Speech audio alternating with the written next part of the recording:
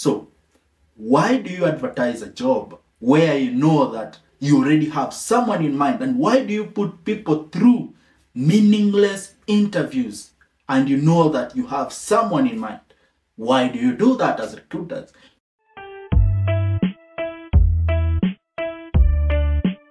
Yeah, hi guys, welcome to this channel once again. And today I want to talk about something that is very important. Now, I want to speak to job recruiters, that is. Currently in the country, we are experiencing a very high unemployment rate in Kenya. And if you look at the figures, the youth are the majority in terms of those who are seeking employment, and they do not, most of them do not even have a source of income. And now, as job recruiters, you need to understand one thing. You see, the youth are going through so much at the moment. You see, when they're going to apply for things like good conduct letters, certificates, that is, most of them pay, not even just the youth. It's just anyone who goes to apply for good conduct certificate. They have to pay for that, And now there's a good conduct certificate. Most of them have to groom themselves so that they can look presentable when they come for the interviews, that is. And then there's also the issue of fare. They need to look for fare. They need to have fare to come for that interview. And they also need to have their documents in orders. Let's talk about the CVs, the photocopying, etc., all those requirements that are expected of them. And one of the things that always make me feel sad about this scenario, and this is the main issue I want to talk about today. As recruiters, if you know that you already have someone in mind that you're going to give a job, why do you have to advertise that job? Why do you have to call people for meaningless interviews? Why do you have to make people go through all that hassle of getting these documents so that they can be able to get a job? Yet, at the end of the day, they're not going to get a job. People take loans, right? They take loans to be able to process some of the documents that you guys request for interviews. It's not a good thing, and it's not even a good show if you're me to say that is, because you're not supposed to put someone to go through that. The youth are already suffering in this country. They do not have any source of income.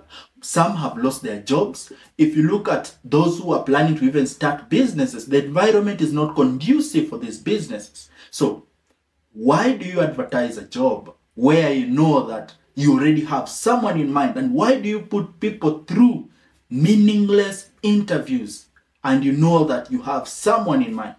Why do you do that as recruiters? You're not supposed to do that. And now another thing I want to talk about is that we need to have a conversation going forward, especially one that touches the youth. If a youth or someone who is a youth goes for an interview and they are shortlisted, my proposal, what I think should happen is you should have some reimbursement of the fare that they used to come for that interview, right?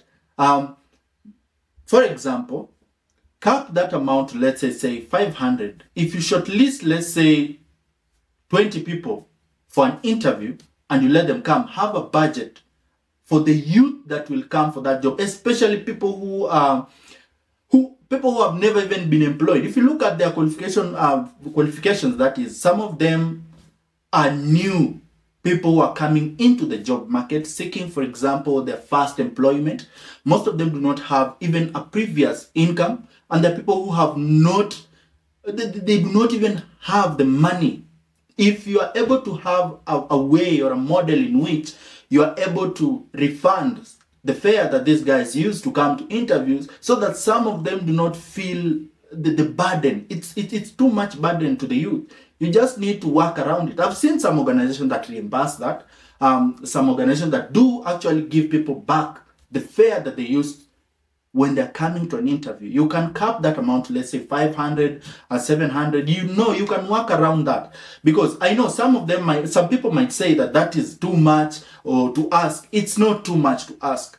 because it takes a lot from this youth to actually submit these documents to you, then come to an interview, which you have shortlisted them, and you have someone in mind, remember, and then they're not going to get this job, and they've spent all this money, and then you are not able to even reimburse them their fare. I think that is the bare minimum that we should ask for. And if I were someone in government or someone in a position of leadership, this is something that I would have pushed forward, and I would have wished that anyone who is in a position to make this possible, so that at least these interviews have some form of seriousness, because it's not a good thing to put people through all that. So that has been one of the things that has been bothering me a lot, because I know most people do the interviews or even advertise these jobs just because of the bureaucracy, one, two, just the laws of, in terms of if there is an auditor that comes in, they want to inquire some things here and there, that's what they do, just for the paperwork. But you guys need to have this in place and consider this. Refund that fare. It is not too much to ask. As an organization, as a company, you can definitely do this. It's part of the things that you can do to try and help out the youth that are currently struggling in these economic times, because getting a good conduct letter is not easy. Some of them, even just getting the national IDs, it's become a big problem in this country. You can take even 3 weeks. Some of them cannot even get the good conducts for months. And you have to renew this. They spend so much money. And I think this is one of the things that I wanted to point out today, so that you guys can tell me what you think about it in the comment section. I'd love to read some of the comments that you leave on the comment section, so that we can know if this is a conversation that we should push, so that it can go forward, so that at least some organizations really take this up and be able to compensate, just reimburse them. It's not too much to ask. I don't think that is too much to ask. I know there are challenges that might be on the way, but you'll definitely get to a model that will be able to work. So that's what I was thinking about today, and I decided why not try to raise this and put it out there, so that you guys can just think around it and see what we can do about it. Meanwhile, thank you guys for always tuning in to this channel. And I know that we are going to have even more robust conversations, and we'll be having different kind of talks on this channel. So always stay tuned. Share the video if you like it. Comment, leave a comment, share it to your friends, and make sure that you subscribe to this channel. Otherwise, thank you guys for always tuning in, and may God bless you all. Thank you.